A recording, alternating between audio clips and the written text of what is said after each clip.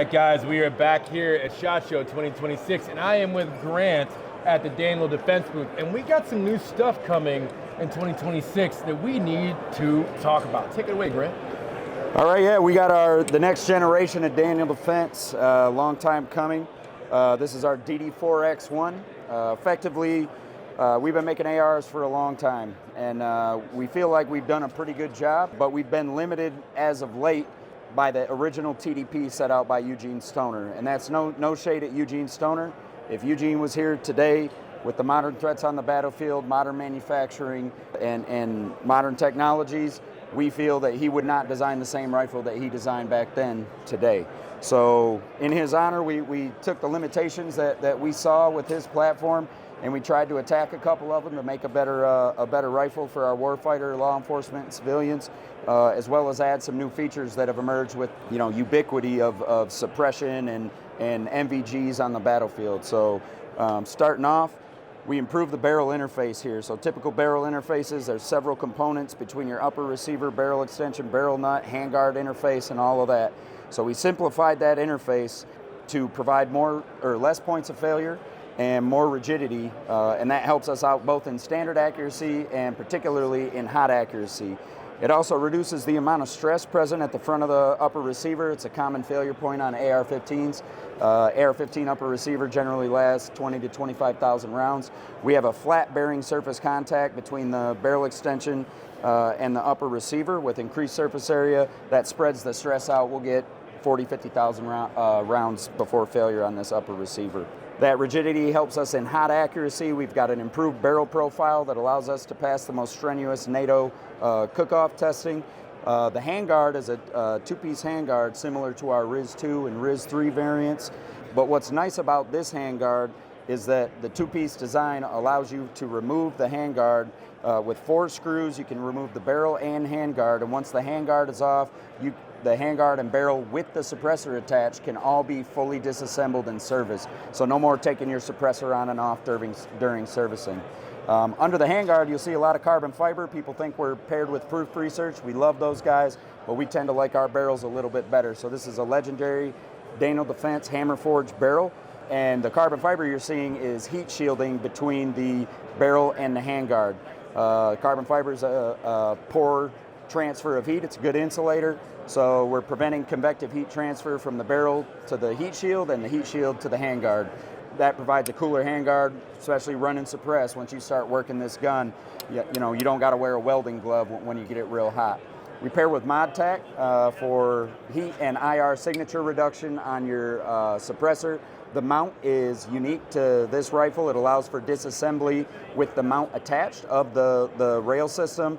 And you also don't lose your M-LOK slot, as you can see by this flashlight mount. They provided for a way to mount optics right to the mount, or mount flashlights right to the mount. It's got a quick detach. If you do need to do anything to your suppressor, you can quickly take it off and get it back on. So shout out to the guys at ModTac. Dave's been great to work with. So moving rearward, another one of the areas that we saw for improvement, that we targeted for improvements in the bolt carrier. I'm not going to take it fully out of here, but we've got a weighted bolt carrier. It's got a tungsten weight in the tail of the bolt carrier that allows more of the mass that's typically generated through the combination of the bolt carrier and your buffer system to ride on board with the carrier. During cycling, if you watch it under high speed, you will actually see the buffer and the bolt carrier will become separated at different points through the cycle of operations. Having that mass on board allows us to slow the bolt carrier down while we're moving rearward, acting as one mass, and that provides for less kinetic energy transfer to the shooter, so it's got a real soft recoil impulse. And then on the way forward, it becomes a momentum problem, and with that extra weight on board on the carrier, it allows us to fight through adverse conditions when we're stripping, feeding, chambering, locking. The bolt also has updated geometries. We don't sacrifice any strength or bearing surface on it, but the geometries allow for a more efficient locking and unlocking. That's the most inefficient part of the cycle of operations, because you're trying to translate linear motion into rotational motion, and you do that through the cam path, and it's just not very efficient. So we took the hardest part of what the rifle's trying to do under gassing and made it easier for it. So again, adverse conditions, variations in ammo, whatever it is, the gun just runs a little happier. On top of all that, it is DLC coated, again, more lubricious, and really what that allows us to do as a system, so we made the bolt carrier more predictable across more variables, again, environmental, ammo, so that allows us to tune our porting even further because we've narrowed the distribution of function, and so the gun is ported real well, it's reliable in all the conditions, and by porting it correctly, we get much less recoil impulse to the shooter. Lastly, I would say another big thing, all of our steel components, the barrel and all the controls on the lower receiver, both have dual phase coating. The barrel has its own dual phase coating, and then all the components rearward have a slightly different dual phase coating, but all of those coating processes ensure that this rifle is maritime capable, meaning 48 hours, 72 hours salt fog. This thing is not going to rust up on you. So it's a great rifle. I'm sure there's some features I may have left out, but that's really the high point. Now, as far as a rifle, this is a 12.3 mid-length. This will not be a single rifle. Like, we want to maintain that modularity of the AR-15 platform.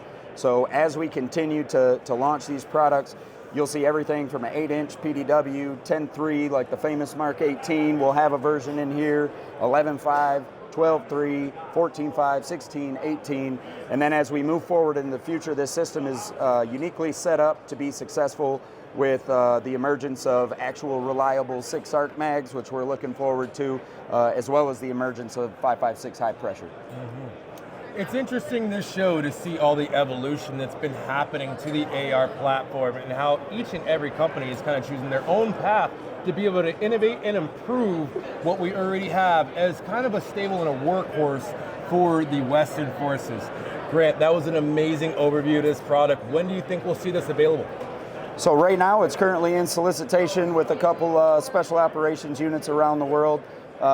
We're kind of soliciting their feedback on what they like and what they don't like for some final tuning. But really it's I'd say 98% of the way there from a design perspective. So we're moving quickly into industrialization to get this to our military and law enforcement customers. That should happen in late Q2, probably Q3 this year. And then that allows us to scale up our operations as we move it to those customers and prepare for a commercial launch, hopefully at the end of this year or this time next year at SHOT Show. Well, you guys heard it from the horse's mouth. This is one amazing package coming up with also additional things that you can have as far as the heat shielding and everything else. And it sounds like they have all the barrel lengths covered. So if you guys are in the market for a new AR, definitely keep your eyes on the internet for this one. And we will see you guys at the next booth for SHOT Show 2026.